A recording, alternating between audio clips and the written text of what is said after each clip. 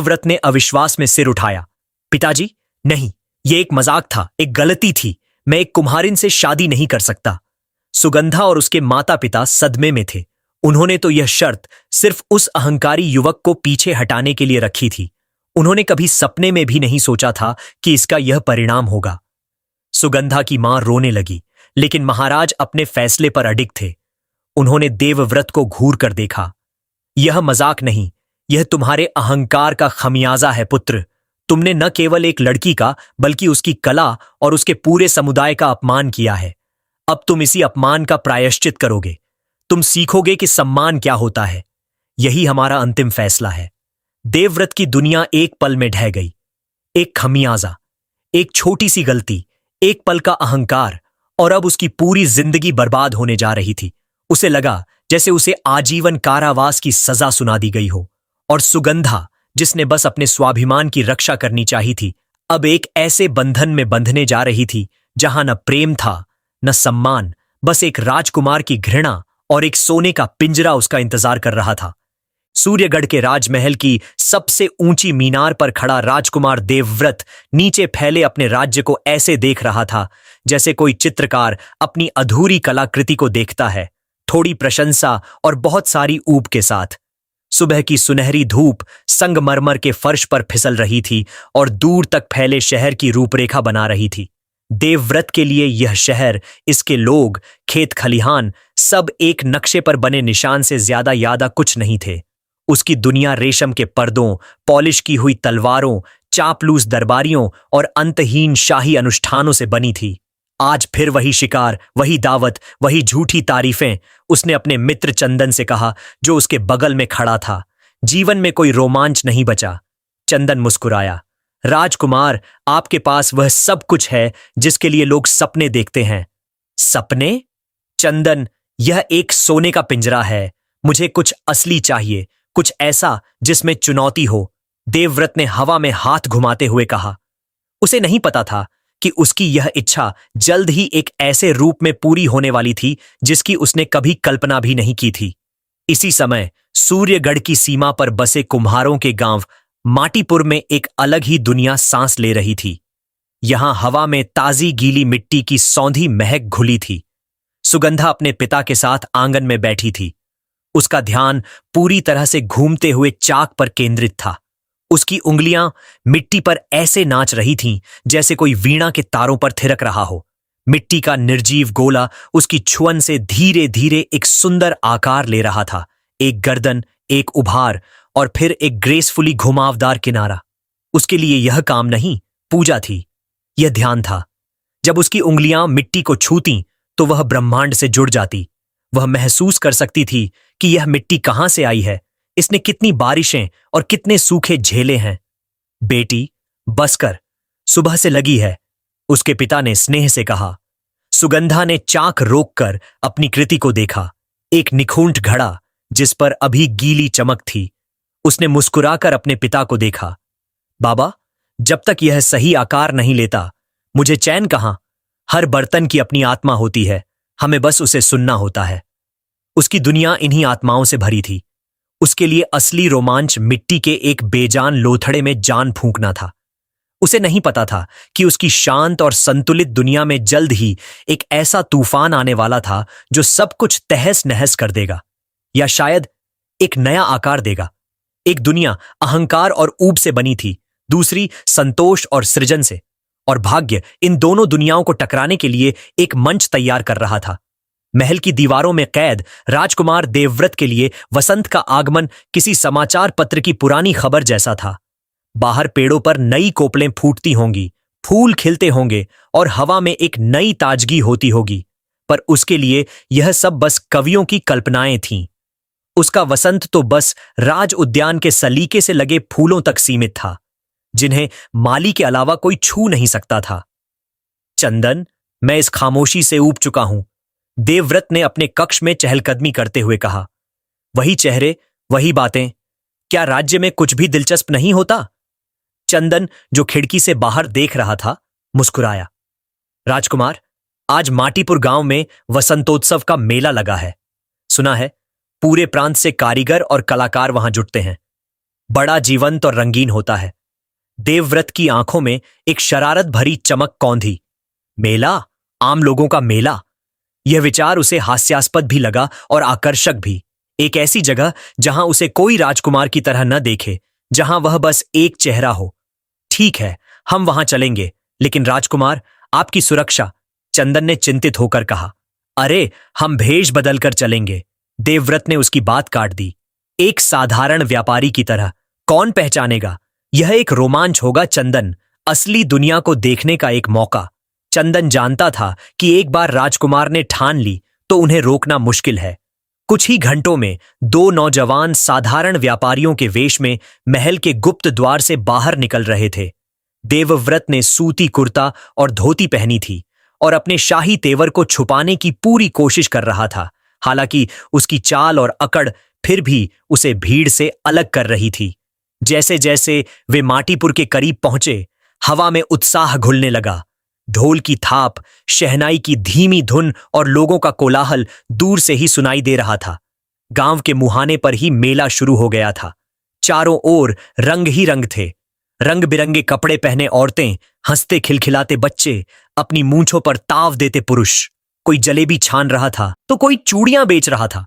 एक तरफ नट रस्सी पर चलकर करतब दिखा रहा था तो दूसरी तरफ एक कहानीकार बच्चों को घेरे बैठा था। देवव्रत के लिए यह सब एक तमाशे जैसा था। वह हर चीज को एक आलोचक की नजर से देख रहा था। देखो तो इन लोगों को, उसने चंदन के कान में फुसफुसाया। कितनी छोटी छोटी बातों में खुश हो जाते हैं। मिट्टी के खिलौने, कांच की चूड़ियां, इनमें ऐसा क्या खास है? चंदन ने बस सिर हिलाया। वह अपने मित्र के स्वभाव को जानता था। घूमते घूमते उनकी नजर एक शांत कोने में लगे एक स्टॉल पर पड़ी। बाकी मेले के शोर शराबे और भड़कीले रंगों के विपरीत यह जगह शांत और सौम्य थी।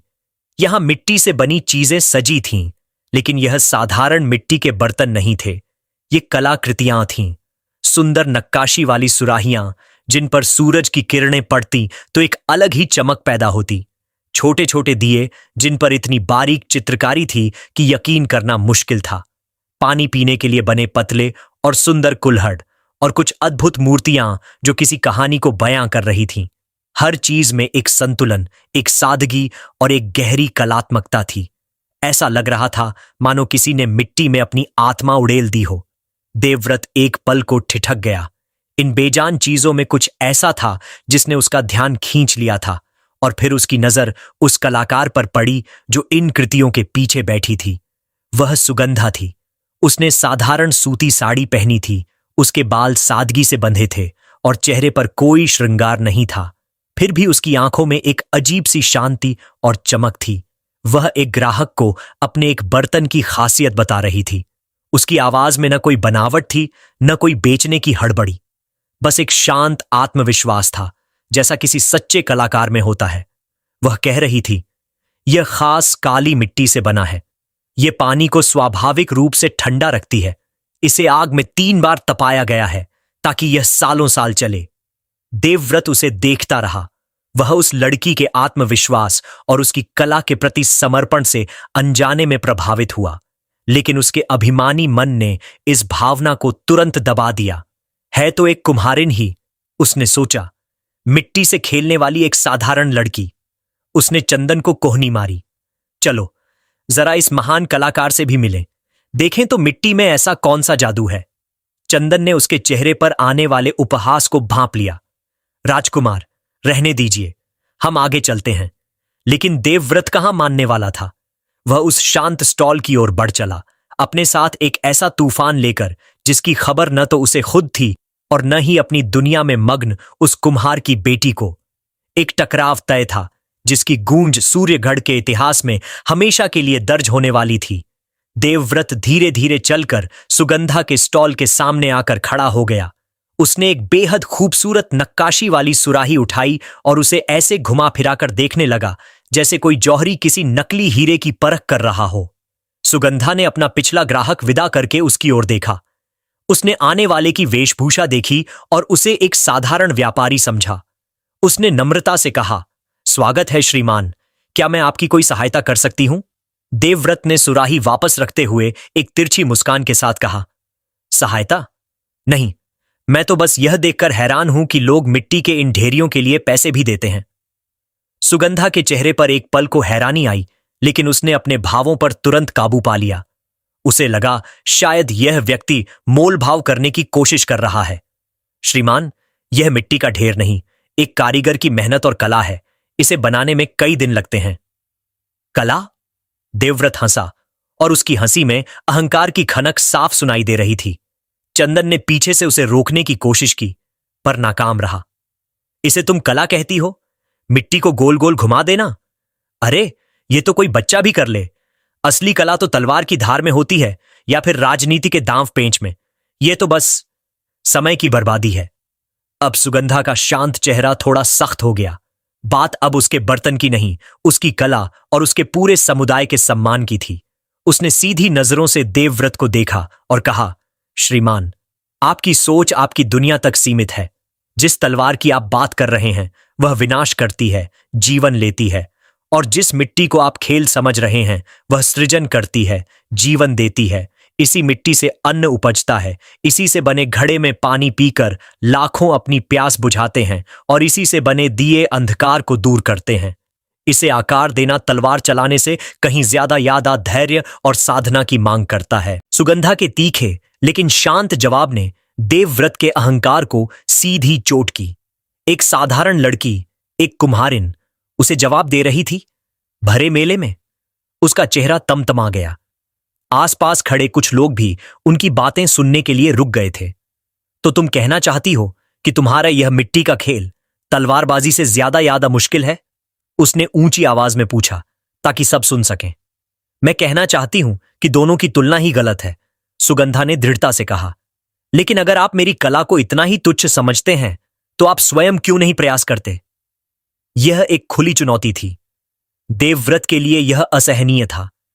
वह सूर्यगढ़ का भावी महाराज एक कुम्हारिन से चुनौती स्वीकार करे, लेकिन अब बात उसकी मर्दानगी और प्रतिष्ठा पर आ गई थी। पीछे हटना कायरता कहलाता। उसने एक जोरदार ठहाका लगाया और घोषणा की, ठीक है, मैं तुम्हारी चुनौती स्वीकार करता हूं। यहीं सबके सामने मैं भी इस महान कला को आजमाऊंगा।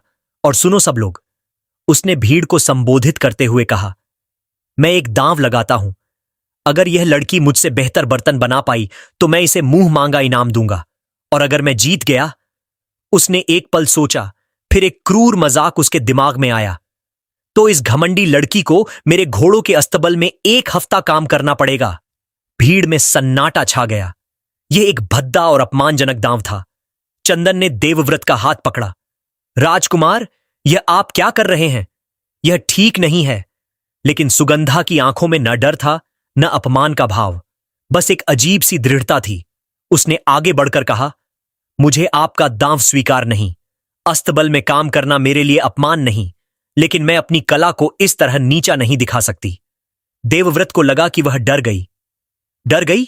मैंने कहा था यह तुम्हारे बस की बात नहीं। मैं डरी नहीं, सुगंधा ने शांति से कहा। मैं एक दूसरा दांव रखती हूं। अगर आप जीत गए तो मैं जीवन भर चाक को हाथ नहीं लगाऊंगी, अपनी कला को हमेशा के लिए त्याग दूंगी। लेकिन अगर मैं जीती, उसने एक गहरी सांस ली और वो शब्द कह दिए जो इतिहास बदलने वाले थे, तो आपको मुझसे विवाह करना होगा और मुझे अपनी पत्नी के रूप में स्वीकार करना होगा। यह कहते हुए उसकी आवाज कांप नहीं रही थी। वह जानती थी कि यह एक असंभव शर्त है, एक पागलपन है। उसने यह शर्त इसलिए रखी थी ताकि यह अहंकारी व्यापारी डर कर पीछे हट जाए। कौन एक साधारण कुम्हारिन से शादी करना चाहेगा? लेकिन देवव्रत ने इसे अपने पुरुषार्थ पर एक और हमले के रूप में देखा। उसे लगा कि यह लड़की उसे उकसा रही है, यह सोचकर कि वह डर जाएगा। अपने अहंकार के नशे में चूर उसने बिना सोचे समझे चिल्लाकर कहा, मंजूर है, मुझे तुम्हारी यह हास्यास्पद शर्त मंजूर है। लाओ अपना चाक और मिट्टी। आज पूरी दुनिया देखेगी कि एक राजकुमार क्या कर सकता है और एक कुम्हारिन की औकात क्या है। भीड़ में कोलाहल मच गया। गांव के बड़े बुजुर्ग चिंतित हो गए। चंदन का चेहरा सफेद पड़ गया। उसे पता था कि राजकुमार ने मजाक मजाक में और गुस्से में एक ऐसी बात कह दी है जिसका खमियाजा बहुत भारी पड़ने वाला था। सुगंधा ने चुपचाप अपनी जगह छोड़ी और अपने पिता के चाक को बीच में लाकर रख दिया। मिट्टी का एक गीला लोंदा उसके पास रखा गया। देवव्रत पूरी अकड़ के साथ आगे बढ़ा। यह सोचकर कि वह कुछ ही मिनटों में इस लड़की को उसकी औकात दिखा देगा। वह नहीं जानता था कि वह अपनी जीत के लिए नहीं, बल्कि अपनी जिंदगी की सबसे बड़ी हार और एक ऐसे खमियाजे की ओर कदम बढ़ा रहा था जो उसकी पूरी जिंदगी को बर्बाद या शायद हमेशा के लिए बदल कर रख देने वाला था। मेले का सारा शोर थम गया था। हर कोई उस घेरे के चारों ओर इकट्ठा हो गया था जहां यह अनोखी प्रतियोगिता होने वाली थी। ढोल और शहनाई खामोश हो गए थे। अब सबकी निगाहें बीच में रखे मिट्टी के चाक पर टिकी थीं। एक तरफ सूर्यगढ़ का भेष बदले राजकुमार खड़ा था, जिसके चेहरे पर आत्मविश्वास कम और अहंकार ज्यादा याद आ झलक रहा था। दूसरी तरफ खड़ी थी माटीपुर की शांत और संयमित बेटी सुगंधा, जिसकी आंखों में एक अजीब सी स्थिरता थी, जैसे आने वाले तूफान का उसे पहले से ही अंदेशा हो। गांव के मुखिया, एक अनुभवी और समझदार वृद्ध, आगे आए। उन्होंने स्थिति की गंभीरता को भांप लिया था। नौजवान, क्या तुम वाकई इस शर्त पर कायम हो? वचन देना और उसे निभाना, दोनों में बहुत अंतर होता है। उनकी नजर देवव्रत पर टिकी थी। देवव्रत ने उपेक्षा से हंसते हुए कहा, बाबा, आप चिंता न करें, वचन की नौबत ही नहीं आएगी। जीत तो मेरी ही होगी। मुखिया ने एक गहरी सांस ली और फिर सुगंधा की ओर मुड़े। और बेटी तुम, क्या तुम इस अपमानजनक दांव के लिए तैयार हो? सुगंधा ने बस सिर हिलाया। उसके पास अब पीछे हटने का कोई रास्ता नहीं था। बात अब उसकी व्यक्तिगत हार जीत से आगे बढ़कर उसकी कला, उसके समुदाय और उसके स्वाभिमान की बन चुकी थी। ठीक है, मुखिया ने घोषणा की, प्रतियोगिता शुरू की जाए। पहले यह व्यापारी युवक प्रयास करेंगे। देवव्रत अपनी रेशमी आस्तीनों को ऊपर चढ़ाते हुए चाक के पास बैठ गया। उसने अपने जीवन में कभी मिट्टी को इस तरह नहीं छुआ था। उसके लिए मिट्टी बस पैरों के नीचे की धूल थी। उसने घृणा से मिट्टी के गीले लोंदे को देखा और उसे उठाकर चाक के केंद्र में पटक दिया। इसे बस घुमाना ही तो है, उसने बड़बड़ाते हुए चाक को पैर से धक्का दिया। चाक घूमने लगा। देवव्रत ने अपने कठोर हाथों को मिट्टी पर रखा, लेकिन जिस मिट्टी को सुगंधा की उंगलियां प्यार से सहलाकर आकार देती थीं, वह देवव्रत के अकुशल और बलशाली हाथों के नीचे विद्रोह कर उठी। मिट्टी उसके नियंत्रण से बाहर होकर लड़खड़ाने लगी। उसने और जोर लगाया, यह सोचकर कि बल से सब कुछ हासिल किया जा सकता है। नतीजा यह हुआ कि मिट्टी का लोंदा एक बेढंगे आकार में बदलकर छिटक गया और उसके कुर्ते पर मिट्टी के छींटे पड़ गए। भीड़ में कुछ दबी दबी हंसी की आवाजें सुनाई दीं। देवव्रत का चेहरा शर्म से लाल हो गया। यह मिट्टी ठीक नहीं है, उसने बहाना बनाया। सुगंधा के पिता ने चुपचाप आगे बढ़कर उसे मिट्टी का दूसरा लोंदा दिया। देवव्रत ने फिर प्रयास किया। इस बार वह थोड़ा धीमा था, लेकिन उसके हाथों में न तो वह लय थी, न वह समझ जो मिट्टी को साधने के लिए चाहिए। वह उसे ऊपर उठाने की कोशिश करता तो वह एक तरफ झुक जाती, वह उसे छपटा करने की कोशिश करता तो वह फट जाती। कुछ ही मिनटों में वह पसीने से तरबतर हो गया और उसके हाथ और कपड़े पूरी तरह से मिट्टी से सन चुके थे। उसके सामने मिट्टी के बिगड़े हुए आकारों का ढेर लग गया था, लेकिन एक छोटा सा दिया तक नहीं बन पाया था। आखिरकार उसने गुस्से में हाथ झटक दिए। यह बकवास है, कोई भी यह नहीं कर सकता। अब मुखिया ने सुगंधा को इशारा किया। सुगंधा शांति से आगे बढ़ी। उसने अपने कपड़ों को थोड़ा सहेजा और चाक के पास बैठ गई। उसकी भंगिमा में एक सहजता थी, जैसे वह अपने घर के सबसे प्रिय कोने में बैठी हो। उसने मिट्टी के लोंदे को उठाया, उसे धीरे से चाक के केंद्र में स्थापित किया और अपनी आंखें एक पल के लिए बंद कर लीं, मानो वह मिट्टी से बात कर रही हो। फिर उसने चाक को एक हल्की सी गति दी। चाक एक समान लय में घूमने लगा। उसकी कोमल लेकिन दृढ़ उंगलियां मिट्टी पर फिसलने लगीं। ऐसा लगा जैसे मिट्टी और उसकी उंगलियों के बीच कोई संवाद चल रहा हो। देखते ही देखते मिट्टी का बेजान गोला ऊपर उठने लगा। वह एक सुंदर पतली गर्दन वाले फूलदान का आकार ले रहा था। उसकी उंगलियां कहां मुड़ती थीं, कहां दबाव डालती थीं और कहां हल्के से स्पर्श करती थीं, यह देखना किसी जादू से कम नहीं था। भीड़ में पूर्ण शांति थी। सब मंत्रमुग्ध होकर देख रहे थे। देवव्रत की आंखें फटी की फटी रह गईं। जिस मिट्टी ने उसके साथ विद्रोह किया था, वह इस लड़की के हाथों में मोम की तरह पिघल रही थी। कुछ ही पलों में एक अद्भुत और सुडौल सुराही तैयार थी, इतनी निखुंत कि उस पर कोई कमी निकालना असंभव था। सुगंधा ने चाक को धीमा किया, एक पतले धागे से सुराही को नीचे से काटा और उसे बड़े आराम से उठाकर पास रखी एक लकड़ी की पट्टी पर रख दिया। फिर उसने बिना रुके मिट्टी का एक और छोटा टुकड़ा उठाया और कुछ ही सेकंडों में एक सुंदर सा दिया बना दिया। उसने अपना काम पूरा करके सिर उठाया और भीड़ को देखा।